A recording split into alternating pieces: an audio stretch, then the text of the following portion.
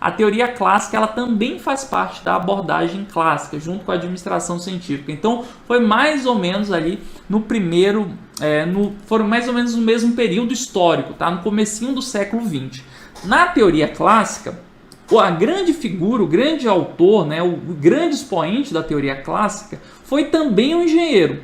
Só que não foi um engenheiro americano, foi um engenheiro francês. Quem é o engenheiro francês, que é o grande expoente da teoria clássica, é o cara chamado de Henri Fayol. Então o bambambam da teoria clássica é o famoso Henri Fayol, é um barbudinho, assim, já vai te mostrar a foto para você ver, tá? Mas a teoria clássica também foi uma teoria muito importante, muito influente à época, né, no começo do século XX, e foi aí conduzida principalmente por Henri Fayol e outros engenheiros franceses, tá bom? Engenheiros franceses. Tá, comparando com a administração científica, qual é a grande diferença da teoria clássica para a administração científica? Gente, lembra lá que na administração científica a gente segue uma abordagem de baixo para cima. Então, na administração científica a gente segue uma abordagem de baixo para cima. Como assim? Uma abordagem da tarefa. Então, o Taylor ele falava o tempo todo em melhorar cada uma das tarefas para eu ter um desempenho melhor de toda a organização. Já a Fayol, já a teoria clássica, ela parte de uma abordagem de cima para baixo. Então, como é que funciona? Qual é a lógica da teoria clássica? A lógica é a seguinte: se eu tenho boas estruturas, se eu consigo dividir bem o trabalho, se eu consigo formar uma estrutura organizacional racional, uma estrutura organizacional eficiente, as minhas tarefas vão fluir bem. Então, a teoria clássica ela passa a adotar uma abordagem de cima para baixo, ou seja, eu melhoro a estrutura da minha empresa e aí, por consequência, eu melhoro cada uma das minhas tarefas. Então, a lógica é diferente. Só para a gente consolidar, a teoria clássica aborda a organização de uma forma diferente da administração científica. Na administração científica, tínhamos uma abordagem de baixo para cima, ou seja, da tarefa para a estrutura. Na teoria clássica é exatamente o contrário. Temos uma abordagem de cima para baixo. Ou seja, primeiro eu me preocupo com a estrutura e aí eu vou melhorando cada uma das tarefas, tá? Então, o que eu quero que você anote aí bem bonitinho no seu caderno é que a teoria clássica ela enfatiza a estrutura organizacional. Então, a teoria da administração científica ela enfatiza a tarefa. Teoria clássica enfatiza estrutura organizacional, tá bom? E é muito comum questões, gente, que cobrem justamente as semelhanças e diferenças da teoria da administração científica e a teoria clássica. Então, anota comigo isso aqui. O que você tem que saber?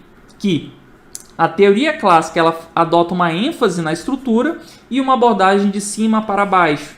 Mas a exemplo do que já acontece com a administração científica, ela também tem a abordagem mais prescritiva, ou seja, essa abordagem mais de receitinha de bolo. Também tem foco só no ambiente interno, então desconsidera o mercado, desconsidera aí concorrentes e também adota o conceito de homem econômico. Então, existem muitas semelhanças da teoria clássica com a administração científica. Essas três características aqui eu até destaquei, elas são semelhanças com a teoria da administração científica. Quais são as grandes diferenças? É que a teoria clássica ela enfatiza estrutura, enquanto a administração científica enfatiza a tarefa, e a teoria clássica passa de uma abordagem de cima para baixo, ou seja, de estrutura para tarefa, enquanto a administração científica ela vai no sentido inverso, tá bom? Então presta atenção nessas duas diferenças, porque vez ou outra isso também é cobrado, tá bom? Beleza. Gente, entendemos aí em linhas gerais as contribuições da teoria clássica. Agora o que eu vou chamar a sua atenção?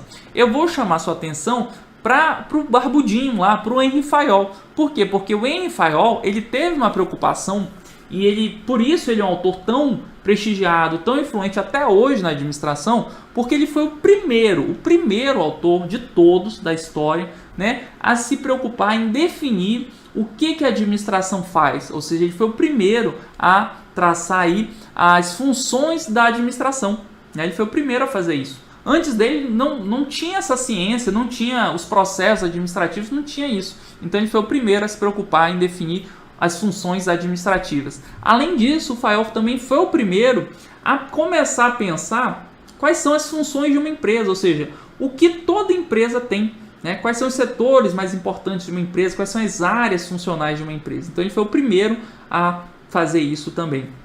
E além disso, o Fayol ele se preocupou em estabelecer alguns princípios, ou seja, ali algumas diretrizes que um administrador deveria seguir para gerir bem uma empresa. Então, Fayol tem 3 importantes contribuições aí que aparecem muito em provas. Vem aqui comigo. Qual foi a primeira contribuição desse barbudinho aqui, ó, carinha dele, do Fayol? Primeira contribuição foi porque ele foi o primeiro a dizer quais seriam as funções básicas de uma empresa, ou seja, quais são as funções que toda empresa vai realizar. Além disso, ele foi o primeiro a definir o processo administrativo, né? O que um administrador deveria fazer, o que a administração faz. Então, ele foi o primeiro autor também. E, além disso, ele foi o primeiro a estabelecer princípios gerais da administração, ou seja, grandes diretrizes, né, que os administradores deveriam seguir. Tá? Sobre as funções básicas da empresa. Quais são as funções básicas, segundo Fayol? Toda empresa, segundo Fayol, teria uma área destinada à área técnica, né? Que seria basicamente a área de produção ou de operações, que seria aquela parte da empresa que se preocupa em gerar os produtos ou prestar os serviços, né? Teria uma área comercial, que seria uma área dedicada a fazer as vendas, né? Teria a área financeira, que seria responsável ali pela grana, ou seja, como captar recursos, como utilizar os recursos. Uma área de segurança, que seria responsável por assegurar condições de trabalho adequadas, né? Seria uma parte mais de segurança do trabalho, né? Uma parte contábil para cuidar da contabilidade e a área administrativa, que seria responsável por integrar todas as outras áreas, né? Então, Fayol acreditava e defendia a ideia que o administrador é o grande agente de uma empresa, né? Ele é responsável por conduzir tudo, fazer com que todas as outras áreas andem de maneira harmônica, né? De maneira coordenada. Isso seria a responsabilidade, então, da área administrativa. Como eu falei, o Fayol também foi o primeiro a se preocupar em definir um processo administrativo, ou seja, quais seriam as funções que um administrador deveria realizar. Né? Segundo Fayol, nós, enquanto administradores, deveríamos realizar a previsão, a organização, o comando, a coordenação e o controle. Né? Então, é o famoso POC3. POC3, né? Aqui faltou até um C.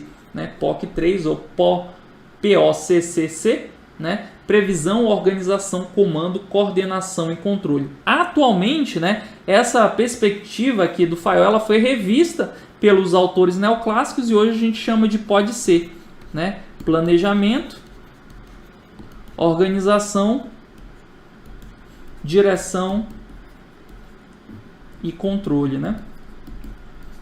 Segundo os autores neoclássicos, ou seja, os autores aí que evoluíram as ideias de Fayol, as funções administrativas, o processo administrativo é composto por planejamento, organização, direção e controle. Mas lá no início, quando tudo era mato, o Fayol fez essa contribuição aqui. Ele disse, olha, os administradores eles devem ser responsáveis pela previsão, que hoje a gente entende, né, como planejamento, a organização, e aí hoje a gente chama ainda de organização, né? Comando e coordenação é o que a gente chama de direção. O que é o comando? É dar ordens, exigir o cumprimento da ordem, né? Coordenação é você fazer os departamentos caminharem juntos. Isso também é uma atividade feita pela função de direção hoje em dia e aí a função de controle, né? Então, basicamente, o processo administrativo hoje, né, o que a gente chama de planejamento, organização, direção e controle, é simplesmente uma adaptação da ideia original lá do Henri Fayol. E além disso, ele estabeleceu alguns princípios gerais da administração, que é sobre isso que a gente vai começar a tratar a partir de agora. Mas perceba, né, que esse barbudinho era danado, esse engenheiro. Ele fez muitas contribuições importantes, né, para a administração.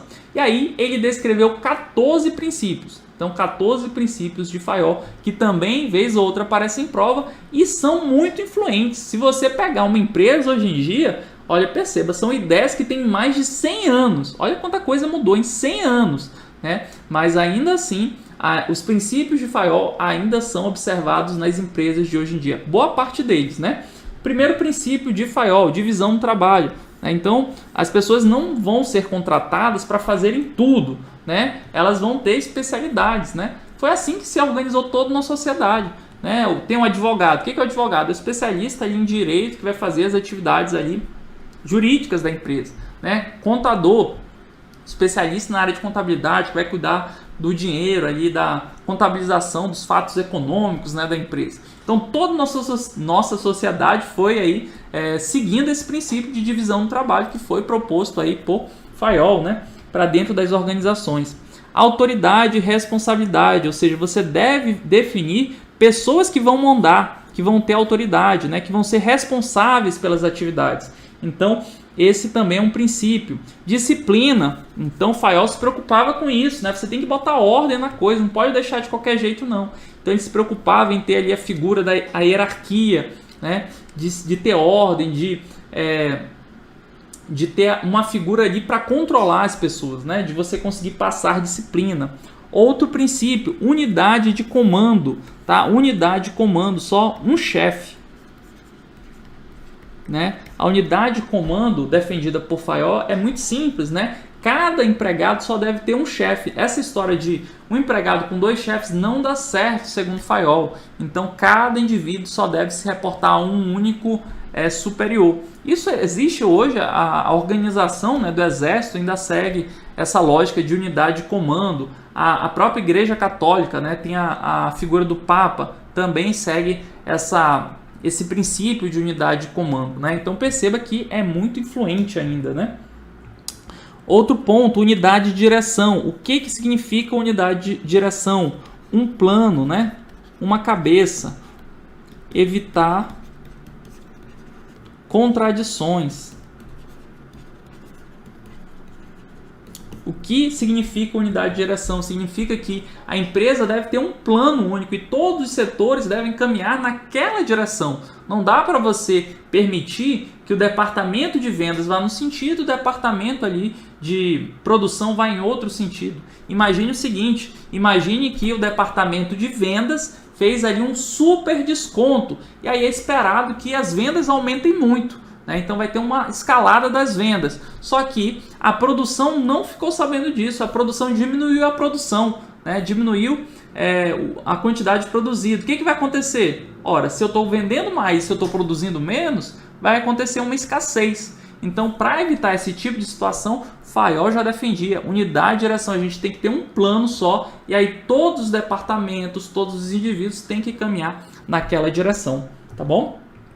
Outro princípio, subordinação dos interesses individuais aos gerais. A gente tem que perseguir os objetivos da empresa e não só dos sócios ou só dos empregados, né? Então tem que perseguir os objetivos gerais. Remuneração justa do pessoal. Então Fayol, ele se preocupava com isso também, né? Ele não tinha uma preocupação muito além disso, né? Ele acreditava, assim como o Taylor, que a principal forma de motivar o indivíduo é por meio do dinheiro. Então, a teoria clássica ela também segue o conceito de homem econômico, né? Só que também ele estabeleceu, olha, você tem que remunerar de maneira adequada os seus empregados, né? Então, ele traz isso como um princípio também. Centralização. O que significa centralização? Poder de decisão, vou botar aqui, poder de decisão nos chefes. Então você não dá muita autonomia para os empregados, para os subordinados, não. Mantém aí as decisões mais centralizadas. Cadeia escalar. A cadeia escalar, lembra lá, é aquela linha de hierarquia que está presente dentro da estrutura organizacional. Então ele defendia que deveria ter justamente aquela unidade de comando, cada um se reportando a um indivíduo, e aí você tem uma cadeia escalar, ou seja, uma linha de comando mais clara, né? E aí, ordem, né? Outro princípio de Fayol é a ordem, um lugar para cada coisa e cada coisa em seu lugar. Então, é uma lógica que segue até hoje nas empresas, né? Quando você olha para uma área de produção, tudo ali tem seu lugarzinho, tudo tem que ser adequado à ordem estabelecida para que a produção da indústria caminhe bem. Perfeito?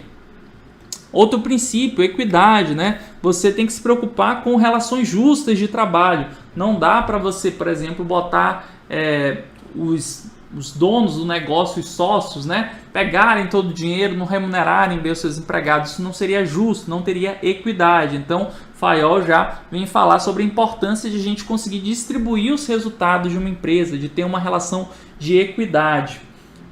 Estabilidade do pessoal. Então, o Fayol, ele tentava evitar a rotatividade, né? Evitar a rotatividade, ficar demitindo todo mundo. Tentar manter as pessoas. Por quê? Porque ele era bonzinho? Não, porque ele estava de olho ali na especialização. Um indivíduo que já trabalha há muito tempo, que está ali, já tem uma curva de aprendizado, né, há vários meses naquele setor, ele vai produzir mais. Então você tem que evitar a rotatividade, você tem que tentar preservar as pessoas que trabalham na sua empresa, né? Esse também é um princípio. Iniciativa, né? Então ele vem fomentar a ideia, mas aqui é principalmente para os chefes, tá? Chefes. Ele vem defender a ideia de que os chefes têm que a responsabilidade de conduzir a empresa, de fazer, acompanhar os planos, né, de ter a iniciativa de conduzir o negócio. E aí, por fim, o 14º princípio, espírito de equipe, né? De fomentar ali o trabalho em grupos e tudo. Esses são os princípios de Fayol. Beleza, gente? A teoria clássica também sofreu críticas, né? Todas as teorias sofreram algum tipo de crítica. É uma abordagem muito simplista da realidade. Desconsiderem a organização informal, ó. Isso aqui é também importante. Então ele não se preocupava com o que acontecia ali nos grupos informais, naquelas relações espontâneas que surgem entre os indivíduos de uma empresa. Ele desconsiderava tudo isso, né? A ausência de trabalhos científicos que comprovem a eficácia, essa também foi uma crítica, né? Então ele formulou essas teorias, esses processos administrativos sem fazer experimentos científicos que corroborassem essas ideias. Visão excessivamente racional e mecanicista e organização como sistema fechado, ou seja, desconsiderava também totalmente o ambiente.